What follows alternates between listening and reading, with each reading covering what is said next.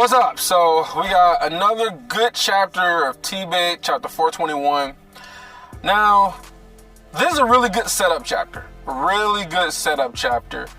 And, the next chapter this chapter just gives the next chapter so much hype. And hopefully we actually get a continuation of, this fight that Arthur's about to have with this Jin. And we get all the, hopefully we get some reveals and whatnot. But, so basically what happened in this chapter, right? So, not that much happened. It was a pretty short chapter. Basically, we didn't get a whole conversation about, whether we're going to stay and put our lives in, well, not our lives in danger, but, go through this whole ordeal of jumping from platform to platform or whatever. They just said they're just doing it anyway, right? They're just doing it.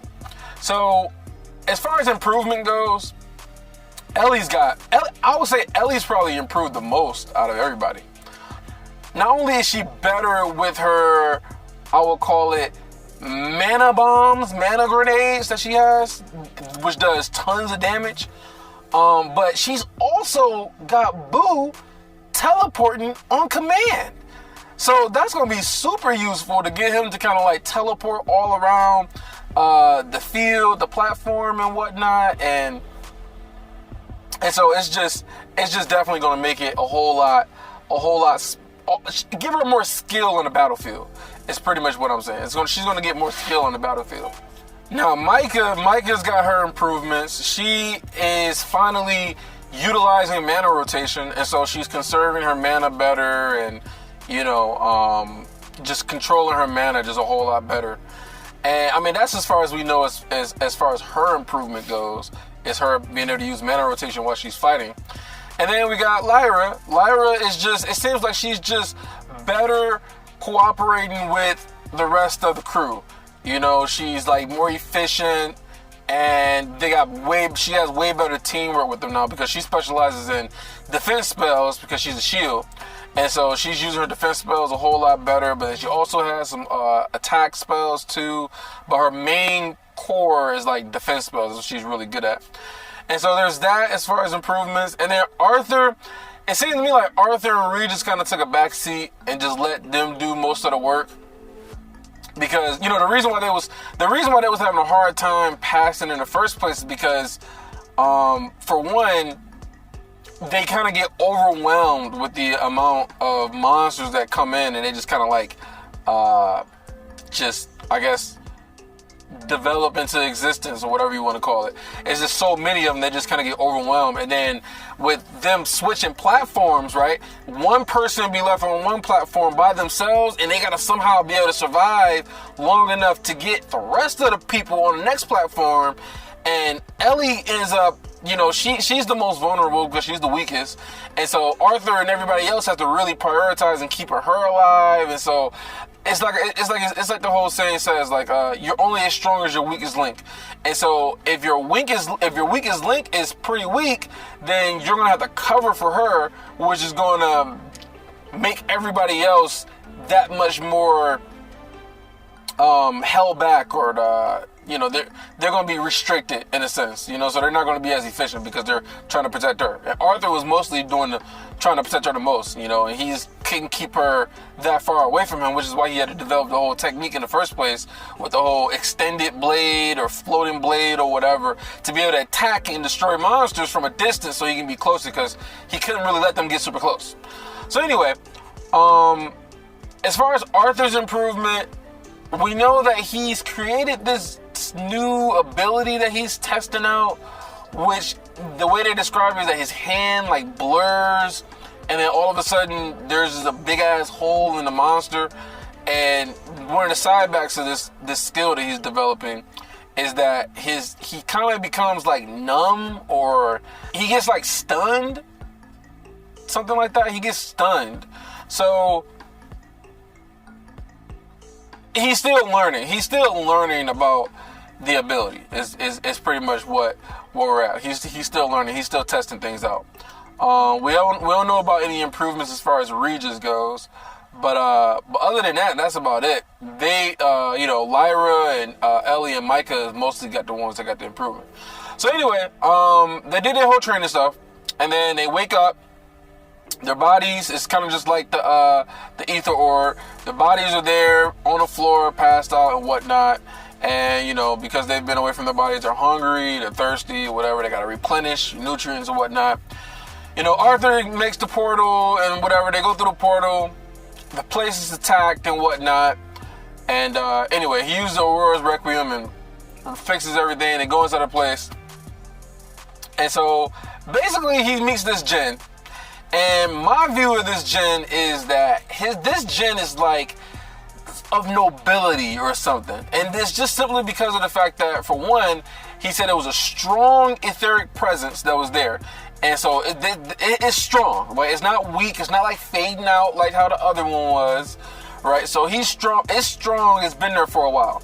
So this djinn also knows a lot more than the rest of the djinns, which just tells me that they put more information into this sort of like presence in this djinn, and I think they did that because this djinn is of, you know, nobility of some sort.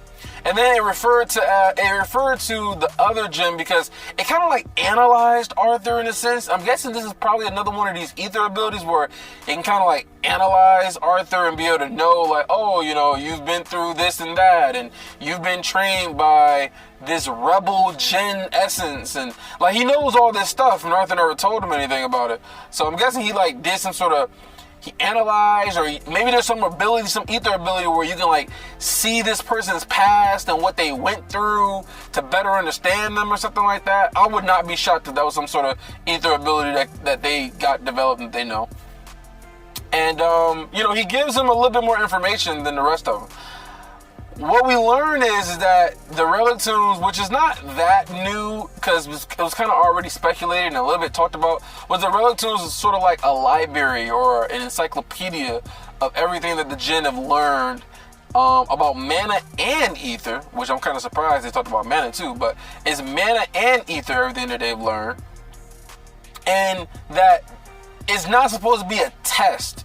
They're like chapters. The zones are like chapters. And they're supposed to somehow learn how they wrote the chapters, the tools they used to write the chapters by moving through the chapter, which I'm just like, okay, moving through. What exactly does that mean? Does that mean analyzing the zone? Does that mean fighting off the beast of the zone? Do you got to study everything? I don't really know exactly what that means when he says move through. But that's what he says. And so we're only getting like a little bit of information. Only a little bit of information.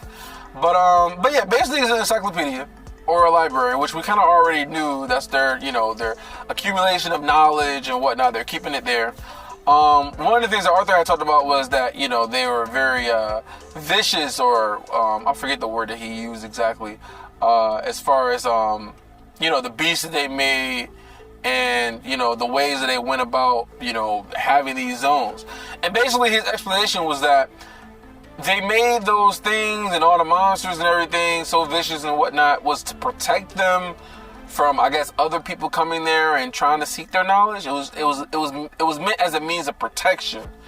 And they was betting on the fact that if it was somebody who was worthy enough to claim their knowledge, they would know how to navigate and bypass these different things that are like aggressive and vicious and, you know, can kill you and all this other stuff. They'll be able to bypass it, or someone who is just strong enough to just get through all of it. That's what it was banking on.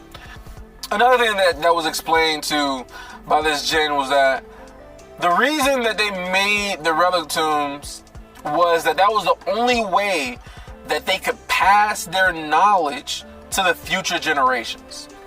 Now, that leaves me with questions. My question is, if that's true, then before they made the Relic Tombs, how were they passing their knowledge to the future generations before they all got wiped out? I mean, because it was explained and it was talked about before that the Relic Tombs was like the last thing they did. And it was something that they did while they were getting like destroyed or while they were getting attacked or whatnot. So it was like a last ditch effort that they made to conserve their knowledge and their information and also to pass it on. But how did they teach their people about what they knew if they didn't create the relic tombs at the time? So maybe that question can be answered during this fight, but that's one question that I have. All right. Another question that I have too is that if they were wiped out, okay, if they were wiped out completely, then they wouldn't have any ancestors, right? Because when you wipe out a species, you don't have any ancestors that go and move on, like Arthur and Alice, and like his mom, like Arthur's mom, and then her, her great grandmother, grandfather, or whatever. They're part of the Jinn lineage. But if they were wiped out, how did they have Jinn lineage still in regular humans like that? So I'm guessing some of them survived, right? Some of them had to be able to survive. They just couldn't really teach other humans how they did the things that they did. And so it was basically just kind of like this lost knowledge. But that doesn't make sense, because if they still had people that survived, they was able to procreate and able to create offspring, and they have their lineage, then wouldn't these ancestors or whatever, wouldn't they be able to make portals? Because we saw the sanctuary. The sanctuary had a portal in there. Wouldn't they be able to make portals that go into the relic tombs to be able to teach other humans how they learned and what they knew about ether? Wouldn't they be able to do that? Because their species isn't wiped out. You get what I'm saying? The species isn't wiped out, so they had to be able to do that at some point. Either create a portal, use ether or whatever, because again, their species is not wiped out. So they had to be able to procreate. So what happened? What the hell happened? And why didn't they teach other mages or give them portals to get to the relic tombs? Because think about it. Nobody in Daikathan, nobody knew about the relic tombs. The only people who knew about the relic tombs were the Alacrians. That was it. And they actually made portals to get to the relic tombs. So, I mean, as far as we know, right? Maybe some Daikathans knew about it, which is why because they said that before, they had those portals. The portals that they use to travel from long distances inside of Daikathan, right? From like the elf, because he said that the portal only opens during certain times or whatever with Virion or whatever. But they said that they couldn't really program and control the portals. They just knew how they worked, I guess, in a sense, but they couldn't really program it. So maybe they used to be able to use those portals to go to the relic tombs, but maybe people died and they couldn't survive. And so that's why they're considering a failure, because it wasn't able to teach people how to, obtain their knowledge. It just mostly killed everybody. And maybe it killed so many people that they just kind of like, maybe what happened was so many people died from trying to go into the relic tombs that they just kind of like just forbid anybody from going there because it was too dangerous, and they just made those portals into just being able to travel from place to place, right? I'm just theorizing, right? Because it doesn't really make sense. Somebody had to taught them something at some point and procreate. Anyway, I'm gonna just digress from that. But yeah, so basically we're gonna have this fight. It's gonna be unlike anything Arthur's ever been through. And this gen has enough information to share some knowledge. So we're going to get some knowledge. We're going to get some information. And next chapter is going to be hype. But yeah, that's it, man. This chapter was quick. It was easy. It just got you really hyped for the next chapter. And I'll say it's a good chapter. It was a good chapter. We got some progression with the characters, And I really don't see Lyra going back to just being like an enemy or like, you know, it's kind of like Kara. Like once you travel with Arthur and you experience and you go through hardships and shit like that, like they was dying in there. Like how do you go back to being an enemy? I just don't see it happening. So I'm kind of curious to see, you know, how loyal Lyra is going to be. Maybe she'll just be another loyal ally. But yeah, man, next chapter is gonna be hype. Now listen, so as far as Friday when the new chapter comes out, I'm not gonna be able to do like I want to go live, but I'm not gonna be able to do a live reaction. Like I want to go like live, like actual live, and I'm not gonna be able to do that though because it's gonna be really busy. I got this load I gotta deliver. I'm in North Dakota right now, and I got this load I gotta deliver, and it's in shit, where the fuck am I going? Indiana? No. Something like that. Anyway, it's gonna be a strenuous drive. So Friday I'm gonna be just completely busy. I ain't gonna be done working till like night. So I don't know. I don't wanna wait to read the chapter though. So once I'm done, I'll probably just do a record a live reaction, and I'll just try to upload it and get it uploaded on Saturday. But maybe Saturday night or something like that. But yeah, so that's my plan as far as the next chapter goes. And yeah, so I'm excited about the next chapter, man. Tell me what you guys think, right? What do you think about the questions I posed, right? So who the hell, like, how did they teach their generation about the ether and everything if they didn't build the relic tombs? How did they learn? That couldn't have been the only way they could pass on their knowledge, right? Because it didn't exist before they was getting wiped out. And then if they did pass on their knowledge or whatever, why is it that the Alacrians never even heard of the relic tombs and nobody's ever been there? They don't have a portal that leads there like an Alacria. Like, what the fuck happened? Like, I don't know. Do y'all got some theories? Like, I came up with some theories. I'm just kind of like, maybe they tried. Maybe it was too dangerous. I don't know. Oh yeah, another theory I got too. So maybe the reason why they got wiped out. So here's my theories for the reason they got wiped out. I probably should have said this earlier. But maybe the reason they got wiped out is not super complicated. Maybe it's just as simple as their bodies couldn't handle long-term uses of ether, right? Because we know that they make the tattoos and things like that, the spell forms to protect their body, right? It's to protect their body from using ether. So maybe it was just that over time they became vulnerable and they couldn't really live a very long life, unlike the Asuras.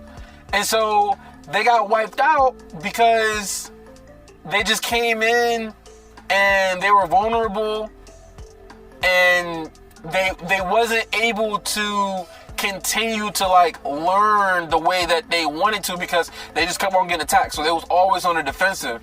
And so, you know, over time they just kind of got, you know, I don't know, because the way that Kezis talks about it is like, it's kind of seemed like it just kind of just happened. Like he initiated the order, you know, and they just got wiped out. But it couldn't have happened so fast to where if it happened that fast, they wouldn't be able to build the relic tombs in the first place. So I don't know, man. What do you guys think? Like, how did they get wiped out? I think that it was just maybe their body was just breaking down from using the ether for too long, because we know that with being a seer, like how Renia was, you know, it just drains the life out of you. Like she died early because of her using ether and her searing future seeing ability or whatever. Because you know she's part Jinn, and so maybe that's what it is. Like not being able to handle ether, and they just kind of crumbled or something. I don't know. I'm just kind of making some guesses, but y'all can tell me what y'all think. And yeah, I'm excited about the next chapter, and I'll have that out as soon as I can. A live reaction, and like I said, give me your thoughts about some of the theories, some of the proposals I made. You know, I'll be reading the comments, seeing what you guys got to say. Like the video, and check you guys out. Peace!